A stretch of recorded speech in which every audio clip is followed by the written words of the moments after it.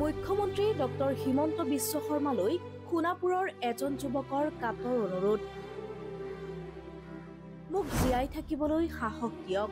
আহ্বান জনাইছো বা মোৰ ফালেদি মই ৰিকুৱেষ্ট জনাইছো যে মোক জীয়াই থাকিবলৈ সহায় কৰক। সমাজৰ কাম কৰি ভাল পোৱা যুৱকজন এতিয়া চিকিৎসালয়ৰ বিচনাত। দুৰাৰোগ্য কৰ্কট ৰোগত আক্ৰান্ত হৈ সোণাপুৰৰ সমীৰ সিং বৰ্তমান চিকিৎসাধীন। সোণাপুৰৰ ডিগাৰু বামুণঘাট নিবাসী ২৫ বছৰীয়া সমীৰ সিং সমাজৰ কাম কৰি ভাল পোৱা এজন যুৱক।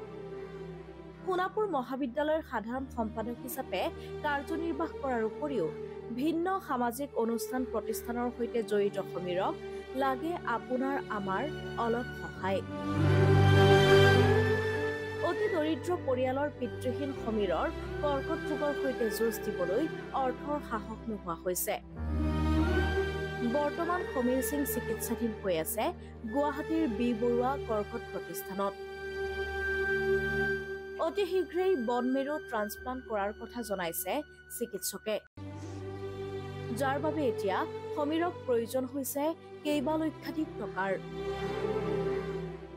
সমীৰৰ ব্যয়বহুল চিকিৎসাৰ বাবে এতিয়া পৰিয়ালটিয়ে বিচাৰিছে আপোনাৰ আমাৰ অলপ সহায়। ৰাজ্যৰ মুখ্যমন্ত্ৰী ডক্টৰ হিমন্ত বিশ্ব শৰ্মালৈও সমীৰে জনাইছে সহায়ৰ আহ্বান। মোক জীয়াই থাকিবলৈ সাহস দিয়ক। কোনো সদাশয় ব্যক্তিয়ে সমীৰ সিঙক সহায় কৰিব বিচাৰিলে স্ক্ৰীণত দিয়া সমীৰ সিঙৰ বেংক একাউণ্ট নম্বৰত অৰ্থ সাহায্য আগবঢ়াব পাৰে। আপোনাৰ আমাৰ অলপ সহায় হয়তো হাঁহি বিৰিঙাব সামাজিক কাম কাজত অতিকৈ সক্ৰিয় সমীৰ সিঙৰ মুখত।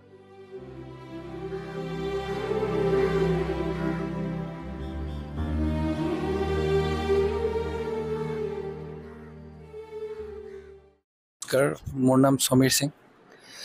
মই আজি দীৰ্ঘদিন ধৰি কৰ্কট ৰোগত আক্ৰান্ত হৈ আছোঁ আৰু মই সোণাপুৰ মহাবিদ্যালয় ছাত্ৰ একতা সভাৰ প্ৰাক্তন সাধাৰণ সম্পাদক, লগতে অখিল ভাৰতীয় বিদ্যাৰ্থী পৰিষদৰ সোণাপুৰ নগৰৰ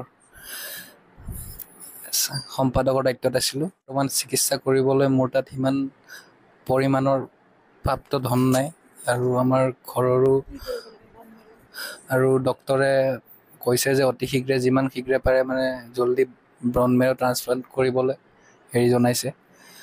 ঘৰৰ হেৰিটো ইমান ভাল নহয়। মই এইকাৰণে আমাৰ অসমৰ মাননীয় মুখ্যমন্ত্ৰী ডাঙৰীয়াক অনুৰোধ জনাইছোঁ যাতে মোৰ এই বেমাৰটোত যুঁজিবলৈ, মোৰ জীৱনটো জীয়াই থাকিবলৈ সহায় কৰে।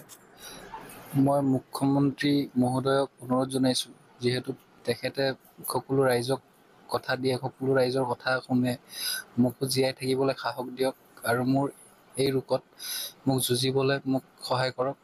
মই তাকে অনুৰোধ জনাইছোঁ মুখ্যমন্ত্ৰী মহোদয়লৈ।